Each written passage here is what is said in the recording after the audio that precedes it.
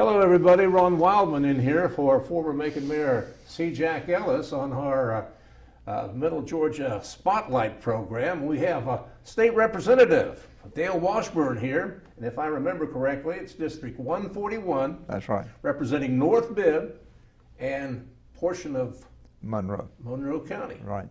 How about that? Yeah. Good to have you with us. Well, I'm delighted to be with you, Ron. Thank you for having me today. Legislature ended a month ago. Yes. And it seems like it was still in session over the last few weeks when talking about that the election situation. Right. Well, there's still a lot in the news about that, of course. We did adjourn on March 31st, but there is a lot of conversation about the election bill that was passed, Senate Bill 202. And of course, there continues to be a lot of controversy about it, and I'd be glad to talk about it today from the point of view of the folks that passed the legislation. You know, the reason for the legislation was that we have had a very low level of confidence from the people in Georgia about our election system. And it was not only on the Republican side. The truth is, when nobody's happy with Governor Kemp defeated Stacey Abrams in 2018. The Democrats were very upset about it and made and introduced some bills to change some things. So the point is, there's no question that there's been a lack of confidence, and we set out with this bill to try to do something about that. Now, it would be useful for the people to understand the process. On the House side, the Speaker appointed a special committee on election integrity, and it was a great committee of people with experience in different arenas. And there were many bills introduced, and they dealt with all those bills. At one point, they divided that committee. That committee divided up the members of our caucus, and we had an opportunity to sit down with a committee member and tell them one-on-one, you know, what our thoughts were about some things that need to be addressed. So we had that opportunity, and so the point is, they came to the members and wanted to hear their thoughts about it. And so it was well thought out and a lot of hard work, a lot of hearings done on it. That went over to the Senate. The Senate bill came back, and then, of course, there was a compromise bill, which ultimately passed and was signed by the governor. The truth is, anyone who wants to vote in Georgia has plenty of opportunity to vote. We have 17 days of early voting. We have some weekend voting. You can vote on election day, or you can vote by mail. And so we believe that the idea of voter suppression is just without merit. You have plenty of opportunity to vote in Georgia if you want to vote. The big complaint that I've gathered is that the opposing side, let's say, the Abram forces, that what did you take away that was there before? Well, I think there's been a lot of controversy about the drop boxes. And what's different on that now? Well, it is limited. They are limited, but here's what is not mentioned. There were never any drop boxes prior to 2020's election. The only reason drop boxes began at all was the pandemic. So people wouldn't have to be around somebody if they didn't want to be. Yeah, and that's why voting by mail was increased so much anyhow. And so it was increased dramatically, and it's like other things, you know, 1 year of that, there was just feeling that some things needed to be controlled and that there needed to be observation of those. There were all sorts of stories about, you know, boxes of ballots being dropped off in the middle of the night and all sorts of things like that. So to me, it's a bit dishonest to act like that there's always been these drop boxes and now we have cut those back considerably. They were only drop boxes for 1 year during 2020. And as in a lot of things in life, after that experience, there began to be some observations that some things need to be controlled better. There's plenty of opportunity for somebody to go put a ballot in a drop box. Also, the thing that should always be noted is there are millions of drop boxes out there. They're called mailboxes. All you have to do is put a stamp on the ballot and put it in a mailbox. Those blue boxes. Yeah, and so the idea that this is some big restriction on voting, not to have boxes sitting around on every corner or in a number of locations that are unattended, it's just flawed. Well, it's just nobody a false likes argument. anything taken away that Right. they had, That's but right. you feel it was strictly because of the seriousness of the pandemic. The drop boxes originated with the pandemic, Yeah. and that was the reason that so much more voting by mail was done. And we, we did not try to take that away, or the law does not try to take it away. There are people who wanted to see absentee ballots brought back to the way they used to be maybe 10 years ago, where you had to have a reason to do an absentee ballot. Doctor's excuse, maybe. Yeah, but the Speaker and the Lieutenant Governor and the Governor stood up very early and said no, they would oppose any taking away of the vote of the what we call the no excuse absentee ballot. And so that's one of the things we think is very defensible about this bill. There's still the opportunity to vote by mail. The big change is the thing about the signature thing, because that caused a lot of controversy and truly was proven a number of times in different tests that were done that it was just really, not a good way to determine if this ballot really came from this voter. Now, you have to put your driver's license number or a number of another state-issued ID, which you can get for free. So there are plenty of ways to do. 97% of our people have a driver's license anyway. Well, the complaint is that makes it harder for some folks to vote. I find that to be just a very weak complaint. To me, that is an insult to people to say that they don't have what it takes to look and get their driver's license and write the number down onto the outside of the envelope so that it can be verified. So we just believe that many of these complaints are just without merit, and we believe the courts will rule that way also. Another point that's brought up from time to time is serving of food and drink while you're standing in line.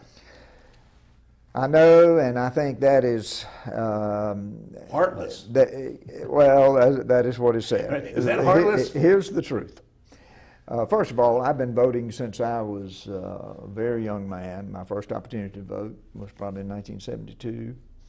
I have never seen anybody get in distress in a line waiting to vote from lack of food or water, and so I just think that complaint is... Well, they say some of those lines up in Fulton, I some have of the heard metropolitan that. areas. Yeah, I have heard that, Extensive. and I understand that. But here's the thing.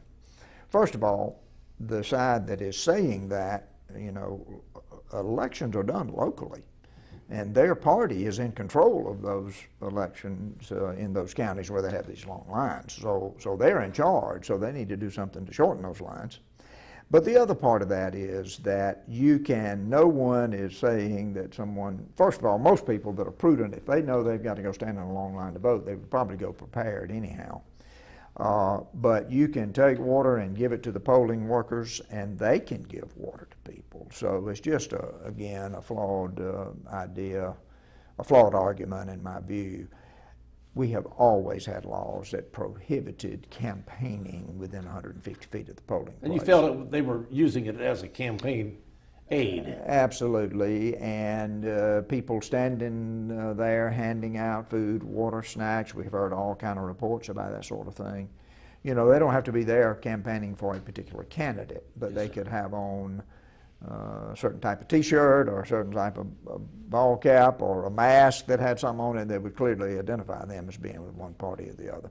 And it goes both ways. I mean, the point is 150 feet is a pretty short distance, and this just is to prohibit people from, for lack of a better word, even harassing people that are in line by, voting is serious business, and we just think it's reasonable to say that you can't give out food and water within 150 feet of the polling place. Another issue I've heard talked about is the length of time between the general election and the runoff, leaving very little time to register new voters.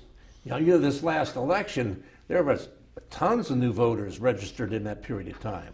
And your opposition registered hundreds of thousands of people. Mm-hmm. Well, it has been shortened, but there are other reasons for that to be done other than what they're alleging. I have run in one of those runoffs, and to have I believe it was 7 weeks, that is a long time. Used to be, what, 2 weeks, 3 weeks? Used to be 3 weeks. 3 weeks. And 3 weeks is much different than 7 weeks. I mean, it's like running an additional campaign again. And so a lot of people thought that runoff period was much too long and needed to be shortened.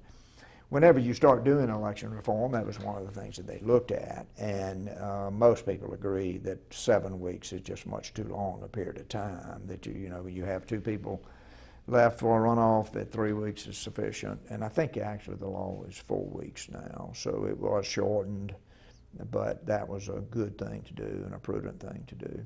The former President Trump created some stirs here in Georgia, saying there was fraud here. How do you feel about that, those comments? Well, I think that, first of all, no one can just say absolutely there was no fraud. When you look at the huge increase in mail-in ballots and the problem with the signature verification, I think it's very hard to say there was just no fraud there. And many people do believe that there was some fraud. I would not say the president lost the election based on that much fraud. I have no proof one way or the other about that. I do know that it was a very close race, of course, and obviously I'm a Republican and I was for President Trump, and I was disappointed that he lost. So I would say that I don't have the facts to be able to declare that he lost because of a great deal of fraud. There's a lot of information out there, some of which is not verifiable, of course, but it was a very, he certainly alleges that he believes he lost the national election because of it.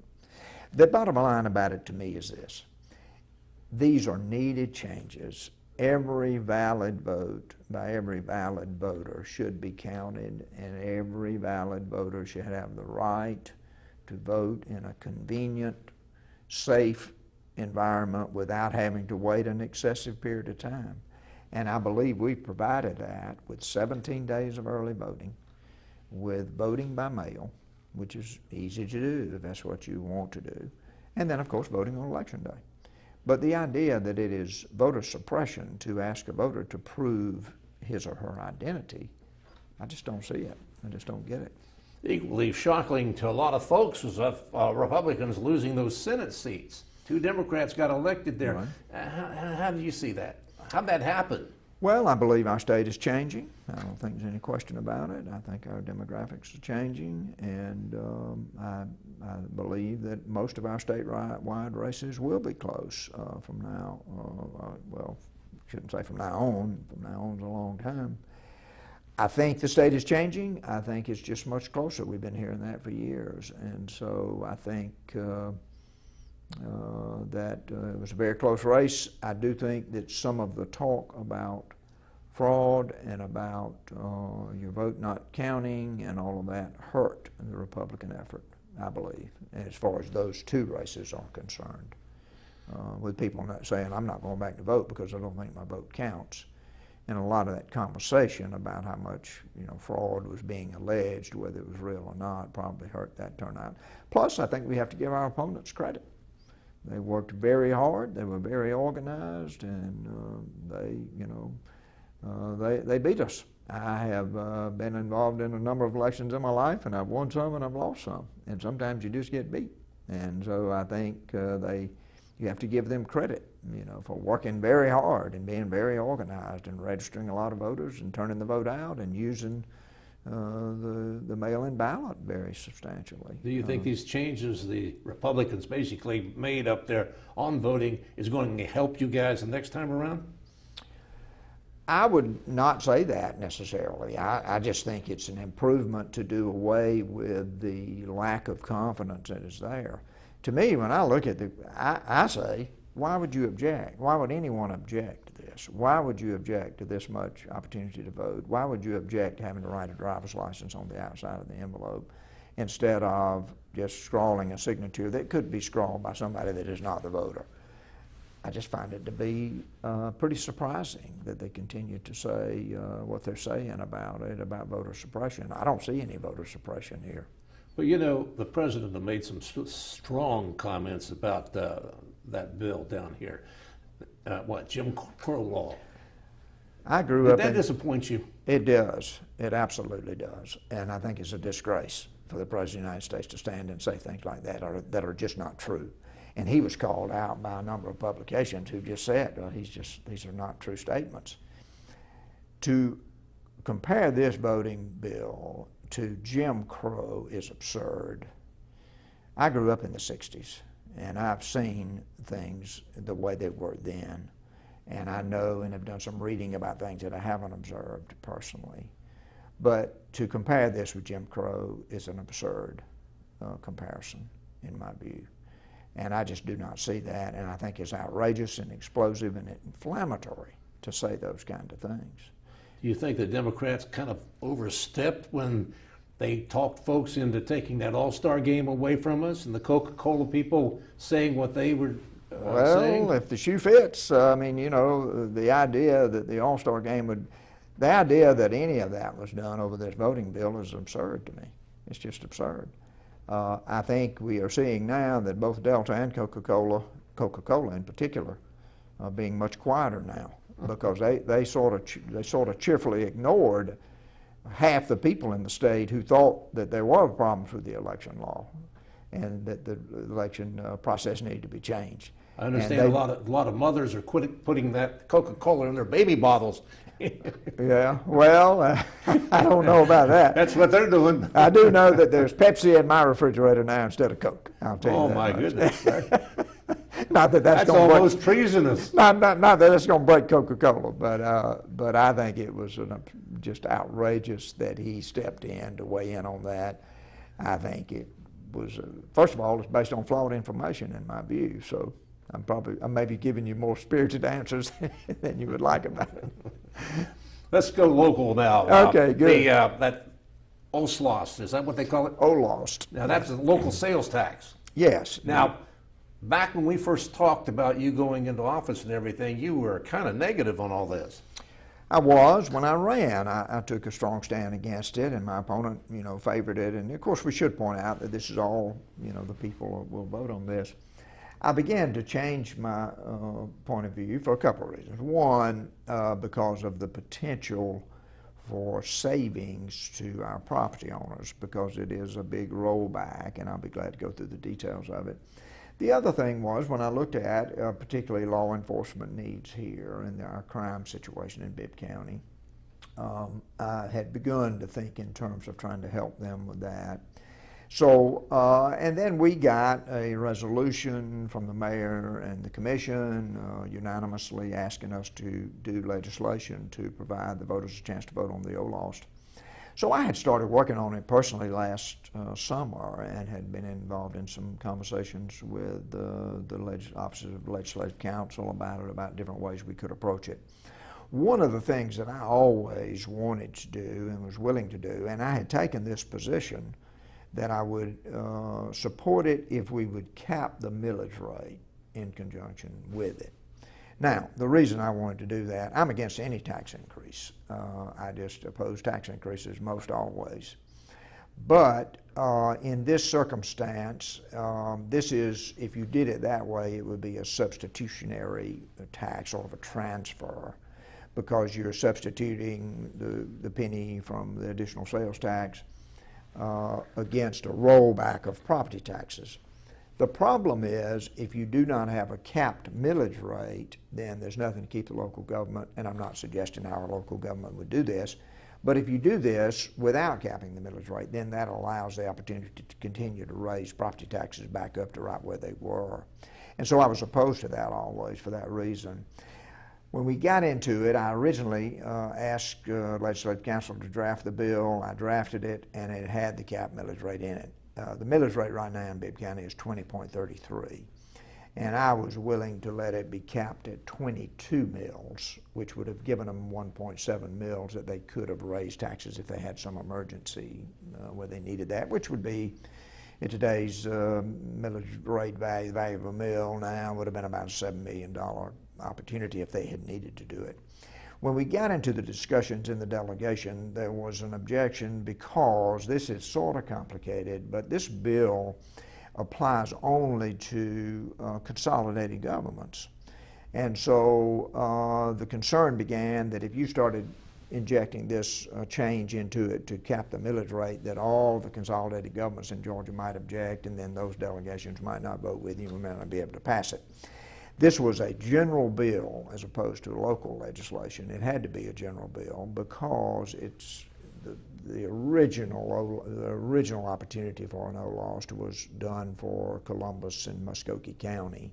And so that's the code section. And so we had to take that and amend it, which is what I had been working on. So we had originally, I had drafted the legislation for them to get, if it passes, for them to start collecting some sales tax in this year, and then to have a rollback of 7 mills starting in 2022. And then in the next year and going forward, the millage rate, it would always be whatever the sales tax is, converted to the millage rate and then roll back. One of the reasons I changed my mind about it was the opportunity to give some substantial savings to our property owners. And of course, in my district, in particular in Bibb County, they pay a lot of the property tax in Bibb County. And so I began to think of it that I liked the idea of the transfer, not a tax increase, but a transfer. When we got into it, this concern about capping the millage rate, I ended up compromising and in exchange for a sunset provision, which means that if this passes in 5 years, I believe it is, there'll be another vote on it to see if they want to continue with it. So that is designed to keep local government in check, not these people necessarily, but future local governments, that if you start raising property taxes back again on top of that millage rate, on top of that sales tax increase, then somebody could just say, well, we're not going to vote to approve this to go forward. So that was somewhat of a compromise. The Senate took it and came back to us and wanted to reduce the millage rate next year by, they wanted the rollback to be only 4 mills. And Chairman Robert Dickey and Representative Danny Mathis and myself went back to them and said, we don't want to go below 5 mills. So that was what finally passed, and that has not been signed by the governor yet. But so, in a nutshell, if this passes, they'll start collecting sales tax the last quarter of this year, which would give the local government approximately $8 million. Next year, they'll collect approximately $32 million for the whole year, but there'll be a rollback of 5 mills. A mill is worth $4.2 million, so that's $21 million that would come off of that. So bottom line is they will get, at the end of the day, if the voters vote for this, the local government will get about $18 or $19 million to spend to do some things they need to do. We did not dictate to them what they would do with the money or make that a requirement. But my strong thinking is they're certainly going to have some projects they'll want to do here, and certainly law enforcement probably one of them. Mayor Miller's been quite vocal in the needs. He wanted to do it, and we negotiated some, and we didn't always agree. But that's good governance generally involves people of goodwill having disagreements and coming to a compromise. Well, that's what it's all about. That's what it's all about. At the end of the day, the voters get to vote on it. And I'm very proud of the fact that we're giving some, well, proposing at least, to give some property tax relief to Bibb Countyans. In the middle of all this, can they reevaluate my property? They can, and every year. That's a fear of some people now. I know, and every year, that's what a lot of times folks are. The property tax system is very complex. You know, you're supposed to be taxed on what we call the fair market value of your property. You're actually taxed on 40% of that. And so, yes, a lot of times people become upset when their value is increased and they say, well, my taxes are going up. Well, they are going up, but the law is you're to be taxed on the fair market value, or 40% of the fair market value. I've given some thought sometimes to thinking about introducing legislation to simplify our tax code, so our property tax system, so that people would understand it better. My experience from teaching real estate for 20 years and being in the real estate business for 45 years, a lot of people just really are kind of baffled by the property tax system. All they know is they get that bill and they see the dollars and cents they owe. So I've thought about that maybe there's a need to simplify things. You being in real estate, this is a strange time for housing, Oh, sales. But yes, that makes these properties so much more valuable. I mean, aren't they going to sock it to us on the reevaluations? Well, the valuation system is, kind of a broad, it's done now. Of course, there's a lot of computer, it's very technical about how it's done. it is based on area sales. It is not an individualized assessment in terms of individual detail, but it is on area sales. So that's a good observation that, yeah, with these prices climbing and climbing and climbing, there will be some increased assessments. And it's a bizarre time, by the way. All the people in the residential business, people are paying more than list price. Stuff goes off the market within a day or so. I mean, it's just Pretty much people are paying more to get a house than they would have. They are. And also the cost of materials to build a house are outrageous too. Yes, we are definitely seeing, we are definitely beginning to see inflation in a lot of different areas, and in the cost of construction in particular. So that could be coming back now, and I don't want to get into national economics here, but this idea of all this free money and the deficit and the debt that we have. We don't know what's going to happen. We don't, and inflation is a real fear. We have less than 2 minutes, I can't believe. I know, it's flown by. Gambling was a big thing. What happened in the gambling proposals? It's always on the, every year it's there to be discussed. And of course, there's strong feelings both ways. There are some people who want to see our state opened up, or at least to put to the voters whether or not to do everything in Georgia. This year, that did not gain traction, but it did, sports betting did. And a lot of the argument for sports betting has been that sports betting is happening every day anyway. Might as well get something out of it. And that is always the argument. And there was a lot of work done on it, but it never got to the floor of the House for a vote. It was pretty close a couple of years ago, wasn't it? Yeah, it's always it's always part of the conversation, but it did not get to the House for vote. It's a very divisive. A lot of people, there's strong feelings about it. It just never got there. It never got there. Very quickly, the next hot item in your mind. I don't know. I think we're trying to, that's a tough question, a good question. I am thinking personally about studying the idea of giving every county in Georgia the option to vote on a local option sales tax in exchange for a rollback. But that's just my personal thing. That's not going to be something that will be a burning issue in the House. I think, we always want to keep Georgia ranked highly as the #1 state to do business, and we're always trying to do what we can to make Georgia a good place for Georgia's families and for Georgia businesses. Taxes will always be a consideration, and some other things. We have done some good work, and we'll be trying to continue the journey. Do you think we ever get rid of the income tax? Well, there's a lot of people that would like to see that, but now you're talking about a real change where that, if you've ever read, there's a book that was very popular a few years ago called The Fair Tax. It makes a very strong argument for a sales tax rather than an income tax. I'm always interested. I requested to be put on the Ways and Means Committee this year, and I was placed on that committee. The Speaker honored me by putting me on the Ways and Means Committee, and so that is where, a lot of taxation issues come, and I'm honored to be on that committee. Well, we'll get you back here one day. Yes, sir. Sorry to rush you at the end, but That's thank all you right. for stopping with us. Well, thank you. It's an honor to be with you, Ron, always. Thank on our you. Middle Georgia Spotlight Yes, sir. program. And thank you, folks, for being with us. I'm Ron Wildman here at WMUB TV.